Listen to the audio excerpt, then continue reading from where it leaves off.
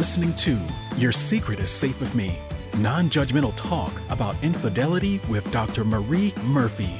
If you're looking for new perspectives on complicated relationship issues, you've come to the right place. Days go by, they're crawling by. Hey everyone, I am Dr. Marie Murphy.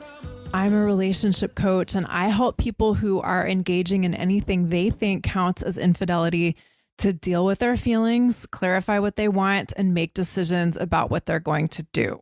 A lot of this so-called advice out there about infidelity is little more than thinly veiled judgment and prescriptive advice.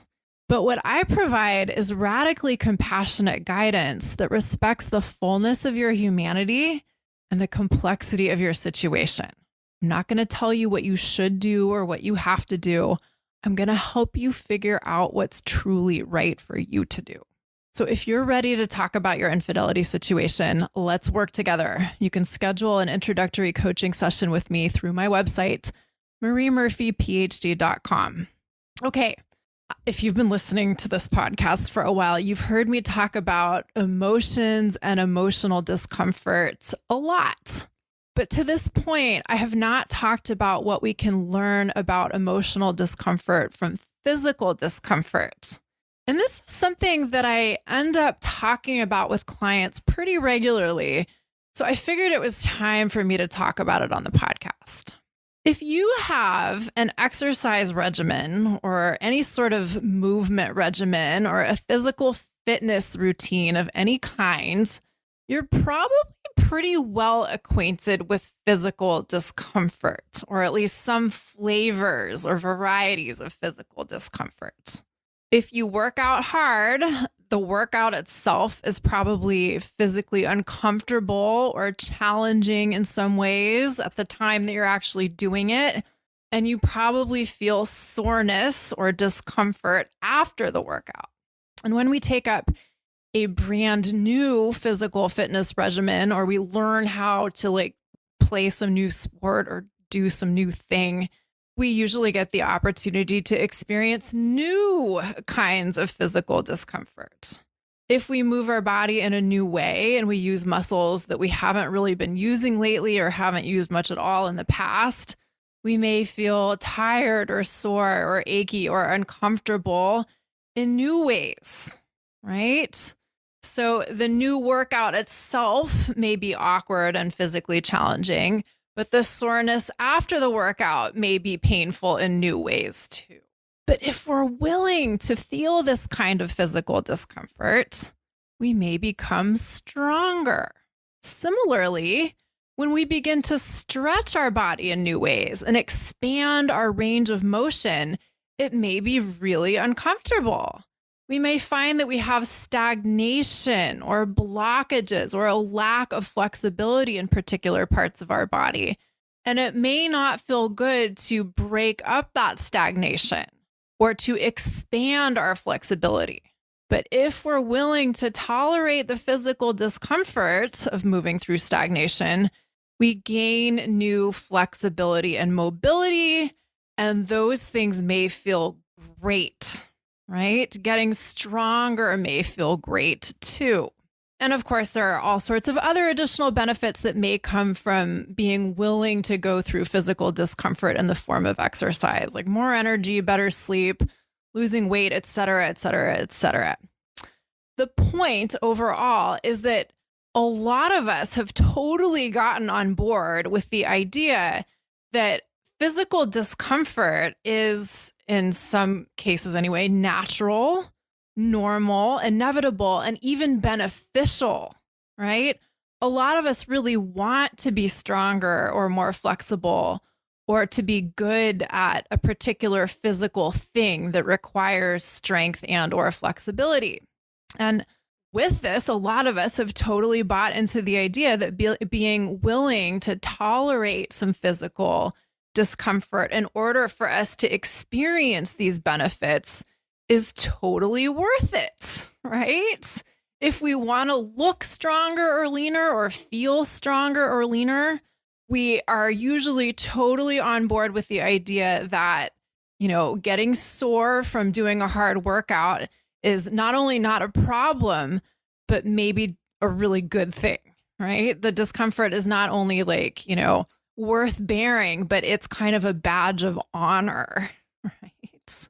And a lot of us really value being able to do things with our bodies, being able to play sports or bend over and tie our shoes or keep our balance when we're walking or climb Mount Everest or be the star of our community basketball league or whatever, right? We've come to value those things, and we've come to embrace the idea that if we want to be able to do these things, we may have to do some things that feel physically uncomfortable or maybe just physically not that exciting in order to create our desired results, right? And I keep stressing this, but the point here is that we tend to take this for granted. If we've bought into the idea that it's worth it to feel physical discomfort in order to feel physical ease, this may be just an idea that we've absorbed so completely that we don't even think about it anymore, right? Now, I just want to say that I understand that not everyone has bought into the idea that physical discomfort may be worth it because it may enable greater physical ease in the form of strength or flexibility. And there's plenty I could say about that. But for now, that's not the point. The important point is that a lot of us have just fully signed on to the idea that not only is physical discomfort not necessarily bad, but that it may even be tremendously beneficial. However, in contrast, many of us do not have this kind of orientation to emotional discomfort. Many of us want to avoid emotional discomfort like the plague. Many of us think that emotional discomfort is inherently problematic and certainly isn't valuable. We tend to think that we can't handle emotional discomfort and that there isn't any benefit in learning how to do so. We tend to think that the presence of emotional discomfort is a sign that something is very wrong. We tend to think that if we're in emotional pain, something is fundamentally amiss with us or with our life or with the world at large. And we tend to think that if emotional discomfort is present in our lives, we need to get rid of it or get around it or figure out a way to not have to deal with it. And we need to do these things as quickly as possible. And in a sense, it makes total sense that we would think these kinds of things. Well, there are plenty of messages out there in the cultural fog, so to speak, in society that tout the benefits of physical discomfort or what we stand to gain from being willing to experience physical discomfort. Many of the messages out there about emotional discomfort basically say that if you feel it, there's something wrong with you. We don't typically regard emotional discomfort as normal. We typically regard it as pathology. For example, if you're feeling sad and low, you might have depression or you might be depressed. If you're feeling anxious, you might have an anxiety disorder. And in addition to these things sounding perhaps like incurable problems, the solutions that are typically presented to emotional discomfort often come in the form of pharmaceutical interventions.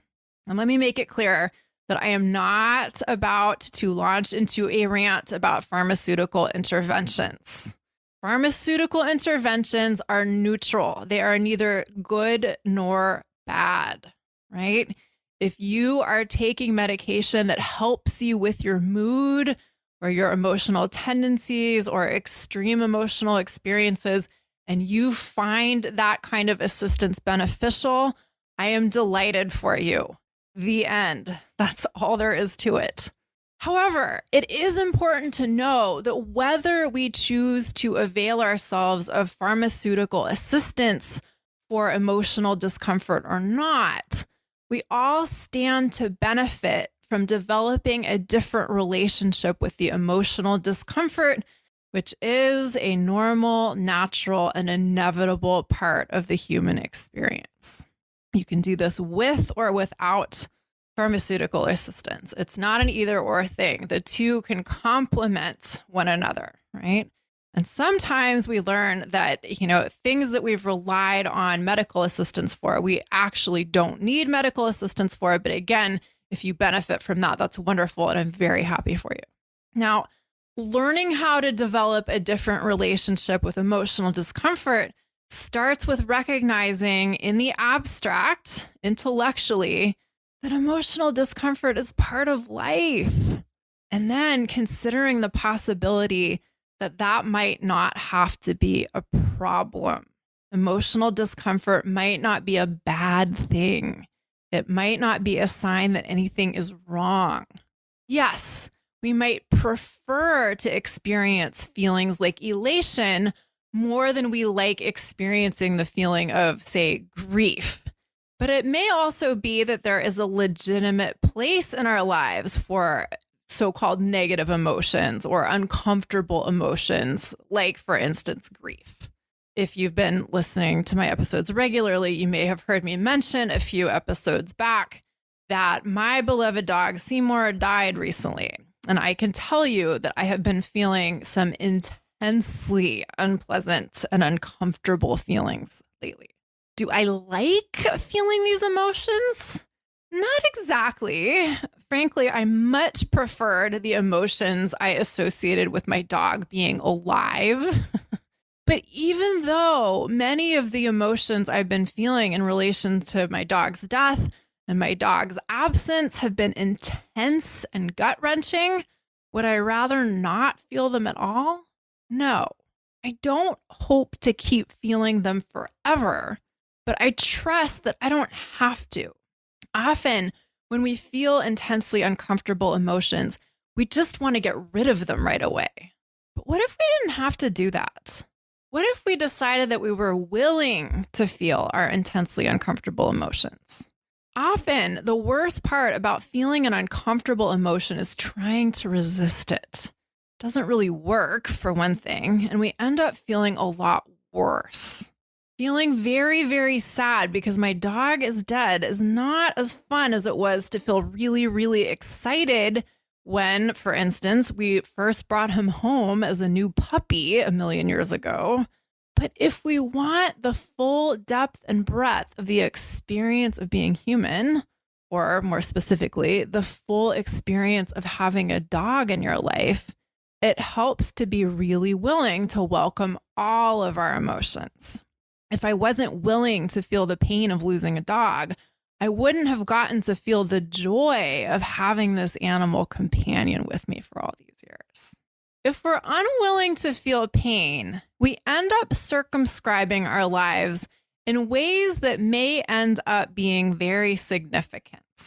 So to continue with my own example, if I had thought about getting a dog and come to the conclusion that I would probably outlive it, and decided that I didn't want to experience the pain that might come with my dog dying, I could have said, you know what? I don't want to take that on. I anticipate that having a dog and having it die might be incredibly sad, and I just don't want to go through that. So I'm not going to get a dog. I'm going to satisfy my love of dogs by playing with other people's dogs or looking at puppies on the internet or whatever. And that could have been a fine decision for me. If I had done those things instead of getting a dog, I wouldn't have had to deal with all of the feelings that I'm feeling now. But I also wouldn't have gotten to experience the joy of having a dog that I love like crazy, right? And to get beyond my specific example here, this may have profound consequences in your life, right?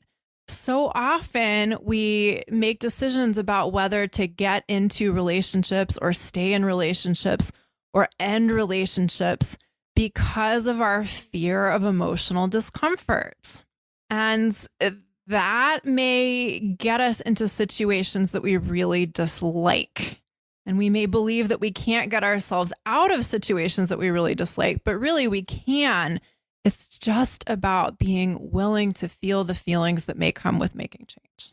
So the first step to dealing with emotional discomfort in a constructive way is simply to consider signing on to the idea that emotional discomfort is not a problem. It's a normal, inevitable, and natural part of human existence. It may not feel good, quote unquote, but that doesn't mean it's bad, quote unquote. And I'm not a big fan of this kind of dualistic thinking or dualistic language, but I'm using the words good and bad here as shorthand. The point is that just like with physical discomfort, emotional discomfort may feel uncomfortable, but that doesn't necessarily mean that it's a problem. Even it's uncomfortable, that doesn't necessarily mean that there's benefit in avoiding it. The second step for dealing with emotional discomfort differently is to decide that we're willing to feel it. And this is a big decision to make.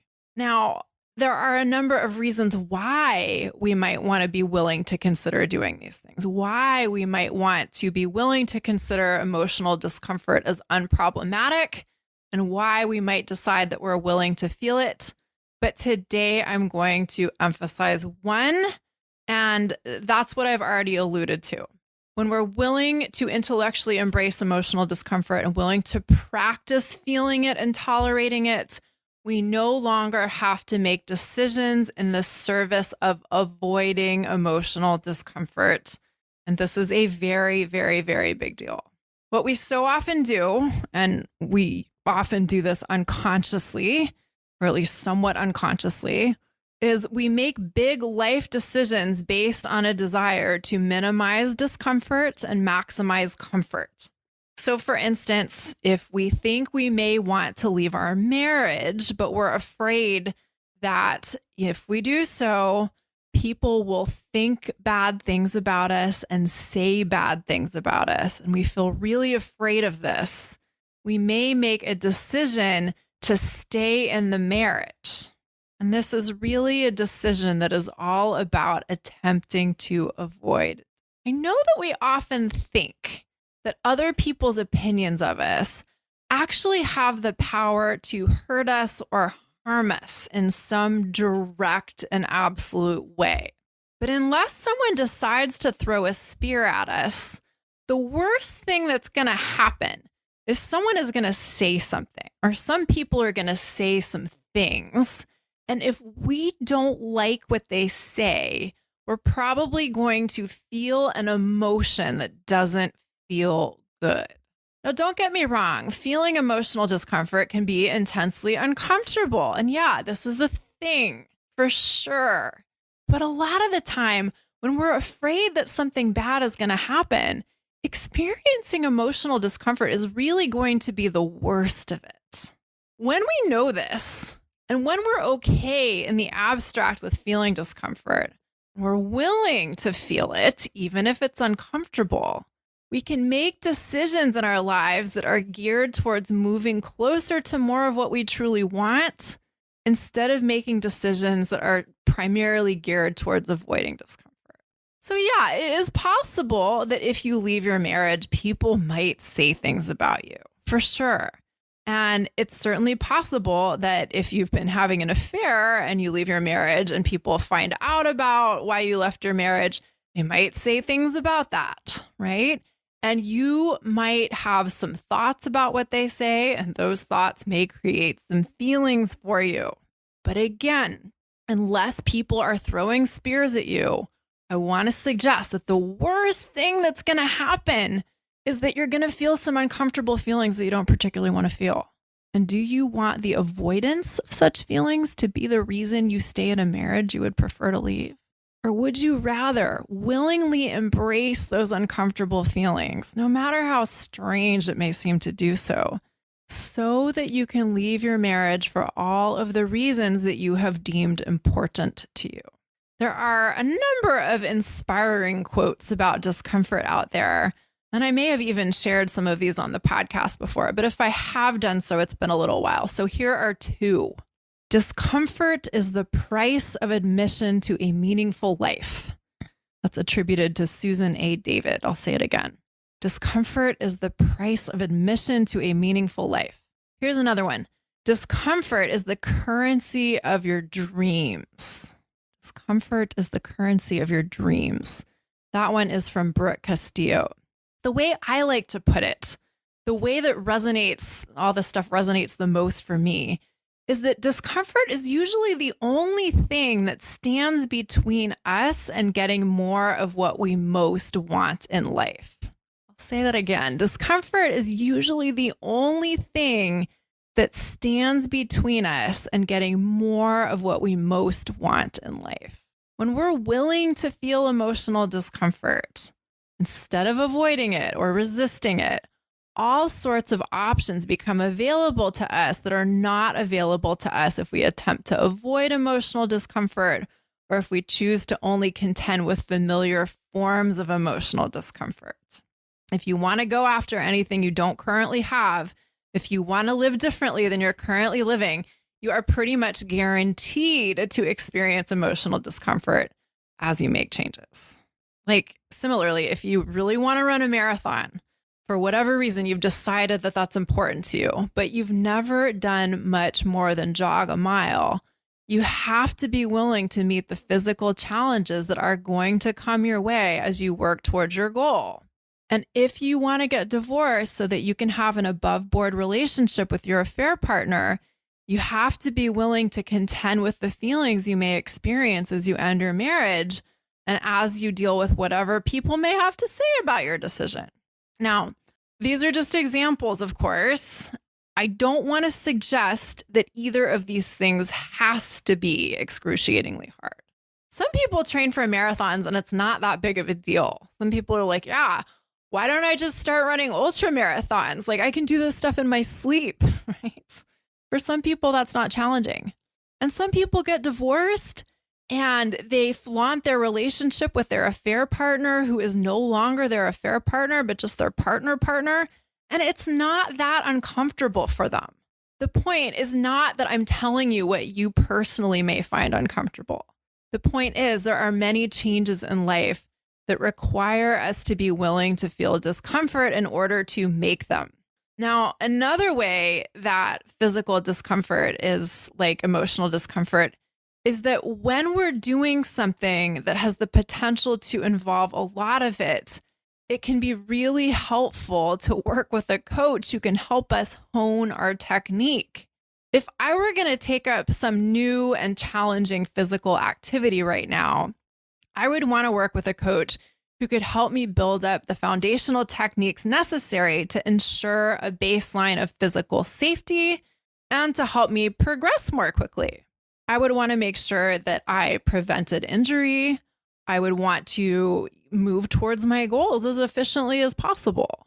And I would also want someone to help me learn how much physical discomfort is a productive amount of discomfort that is to be expected when you're learning something new and moving in new ways, and where to draw the line between that kind of discomfort and the kind that is not productive and could quite easily lead to injury. Let's say we were talking about weightlifting, right?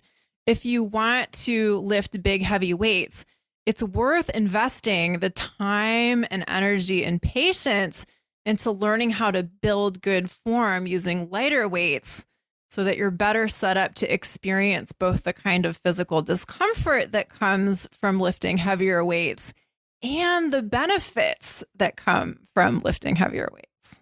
When we're dealing with a life experience that already involves a lot of emotional discomfort, or that we think might involve a flavor or degree of emotional discomfort that we haven't had to deal with before, we may want to learn how to work with that discomfort in a conscious, deliberate, and intentional way. If we're training for a marathon, we can reduce injuries and minimize recovery time if we have the right shoes and the right eating program and the right guidance. If we're making big decisions about our relationships and we're making big changes in our relationships, we can do so more efficiently if we have the skills to work with our emotions instead of treating our emotions as obstacles, or instead of our emotions handling us instead of us handling them. But just like how, learning fencing or learning a new weightlifting technique may not come automatically to us, learning how to work with our emotions may not come automatically to us either, which is why it's so valuable to work with someone who can actually teach us how to do this. and help us practice doing this and improve our technique. I know it might sound strange to talk about working with our emotions as something we can actively learn how to do differently and actively apply intentional techniques to. But we can absolutely do this. And why wouldn't we want to do this? Humans are always having emotional experiences, and learning how to recognize the emotional experience we're having and actually work with it in a constructive way has profound and broad benefits for all of us. Now, I want to suggest that the overall point of learning how to deal with emotional discomfort is to build resilience so that we can engage in a greater breadth of life experiences and engage in these experiences with greater depth. Actually, I'm going to add a caveat to that. Some of us don't want a greater breadth of life experiences, and that's fine. The point really is to engage in life the way that we want to be able to do that. And for many of us, that does mean opening up to a greater breadth of experiences and engaging in those experiences to a greater depth of emotional involvement. If we're willing and able to digest pain, we can pursue life in a more open-hearted way without running around with our armor on all the time. When we're more open-hearted, we become more available to experience more joy, more love, more connection, more intimacy, more excitement, more of all of the emotions and experiences that we want to have. When we close ourselves off to experiencing certain emotions, when we leave our armor on all the time, we also close ourselves off to others. By shielding ourselves from pain, we end up closing ourselves off to a lot of feelings we want to experience, right? It doesn't work to try and shield ourselves from discomfort, but also be available to joy and elation. On the other hand, when we're willing and able to skillfully allow any emotion, even the ones we don't like so much, we're better able to have the fullest possible experience of the emotions we do like. Now, I want to emphasize that the point of being willing to experience pain, emotional or physical, is not to become a masochist unless that is specifically what you are setting out to do. And of course, if that's your thing, if that's what you are trying to do, that's great, but that's not what I'm talking about right now. Sometimes people seek out pain for reasons they really like, and that's fantastic. But seeking out pain unintentionally or unconsciously or for reasons that you do not like is another thing entirely. Sometimes we keep putting ourselves in situations where we experience the same kinds of emotional discomfort over and over again, and we think we're doomed. Well, we're not doomed. We may need to take a step back and figure out what's going on, but we certainly aren't doomed. Same thing is true with physical pain. It may be that persistent pain in our low back is due to our terrible ergonomic setup and the fact that we aren't moving and stretching our bodies in ways that can alleviate physical discomfort. We need to strike a balance between recognizing that a certain amount of discomfort, both physical and emotional, may be unavoidable in life, but that doesn't mean that we are stuck with experiencing particular forms of pain in the same way over and over and over again. It doesn't mean that we're doomed to suffer, right?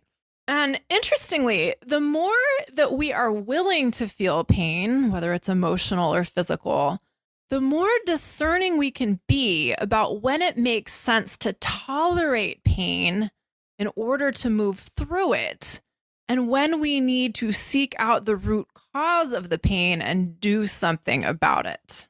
Sometimes we're physically uncomfortable because we had a hard workout and we're sore, but we're getting stronger. And all we need to do is move through the pain. And sometimes we're physically uncomfortable because the weights we lifted were too heavy or our form wasn't good and we've injured ourselves and we need to make some kind of an adjustment. Similarly, sometimes we're emotionally uncomfortable because we're in a situation that involves challenge and growth. And the best way out of that is through it. But sometimes we're emotionally uncomfortable because we're doing something we don't really want to be doing, but we're telling ourselves that we don't have a choice, right? The last thing I want to say about physical pain and emotional pain is that sometimes we get hurt pretty badly. Sometimes we get physically sick or injured, or we experience intense emotional pain that we didn't or don't have the capacity to handle and digest effectively. Now, sometimes we consider these kinds of experiences trauma, but I tend to stay away from that word because I think it gets thrown around a lot and in ways that aren't always helpful. And when we're hurt badly, or when we've experienced pain or injury or sickness that has really knocked us off our feet, literally or figuratively, we may need to take a step back. We may need some time off to rest and protect ourselves before we can begin the business of actively recovering from our injury. Break our leg, we need to let the bone heal before we can start to build up strength in the surrounding muscles again. If we experience some incredibly painful emotional experience, we may need to take refuge in comfort before we can begin to build up our resilience. But we don't have to let a major injury take us down forever, whether it's physical or emotional. We can choose to believe in our inherent capacity for healing and restoration, and our ability to learn how to do things that support and facilitate our healing and restoration.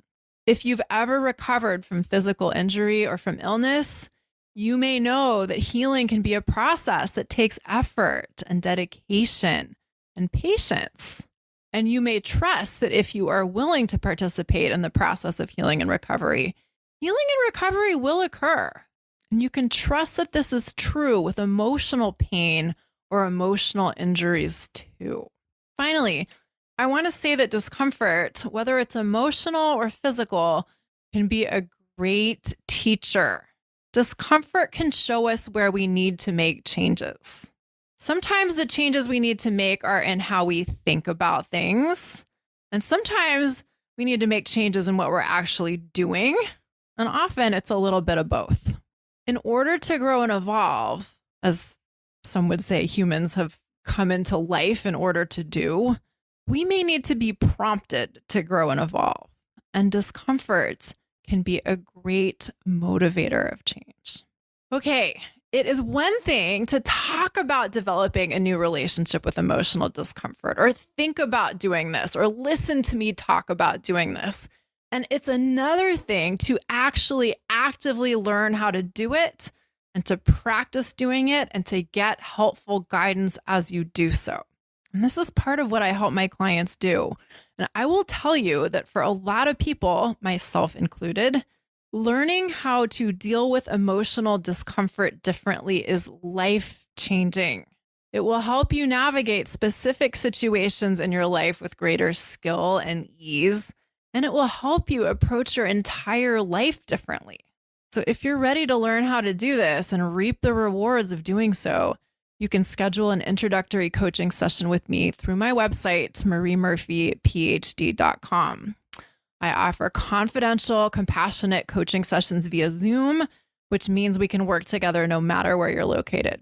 All right, everyone. Thank you so much for listening. Have a terrific week. Bye for now. Thanks for listening to Your Secret is Safe with Me with Dr. Marie Murphy. Make sure to click subscribe to get updates on our latest episodes.